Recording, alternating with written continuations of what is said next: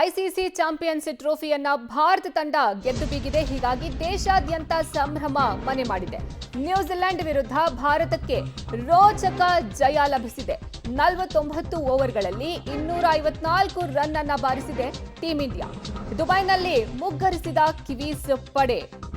25 ವರ್ಷಗಳ ಬಳಿಕ ಸೇಡು ತೀರಿಸಿಕೊಂಡ ಭಾರತ ತಂಡ.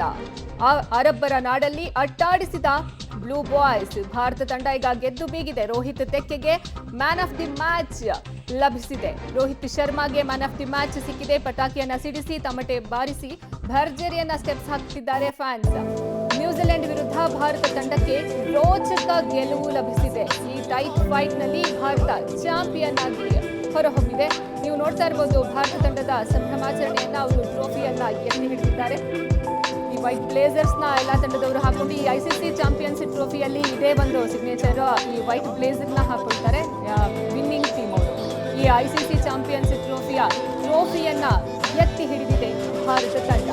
ಸದ್ಯ ಅವರ ವಿನ್ನಿಂಗ್ ಮೂಮೆಂಟ್ ಅನ್ನ ನೀವು ನೋಡ್ತಾ ಇದ್ದೀರಾ.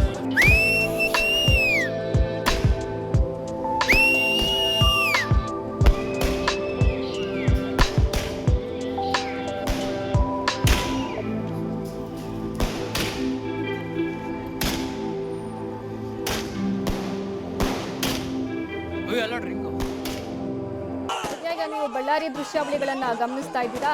ಅಲ್ಲಿ ಬಳ್ಳಾರಿ ಜನತೆ ಸಹ ಅಲ್ಲಿ ಕುಣಿದು ಕುಪ್ಪಳಿಸ್ತಿದ್ದಾರೆ. ಇನ್ನ ಭಾರತದ ಬಾವುಟ ರಾರಾಜಿಸ್ತಾ ಇದೆ. ಎಲ್ಲರೂ ಈ ಸಂಭ್ರಮಾಚರಣೆಯನ್ನ ಎಲ್ಲ ಮುಗಿಲು ಮುಟ್ಟಿದೆ ಅಲ್ಲಿ ಬಳ್ಳಾರಿಯಲ್ಲಿ. ಇನ್ನ ಕೇವಲ ನಮ್ಮ ರಾಜ್ಯದಲ್ಲಿ ಅಷ್ಟೇ ಅಲ್ಲ, ದೇಶಾದ್ಯಂತ ಈ ಸಂಭ್ರಮ ಮನೆ ಮಾಡಿದೆ. ಇದು ಬಿಹಾರದಲ್ಲಿ ಎಲ್ಲ ಯಾವ ರೀತಿ ಸೆಲೆಬ್ರೇಟ್ ಮಾಡ್ತಿದ್ದಾರೆ ಅನ್ನೋದನ್ನ ನೀವು ಗಮನಿಸ್ತಾ ಇದ್ದೀರಾ.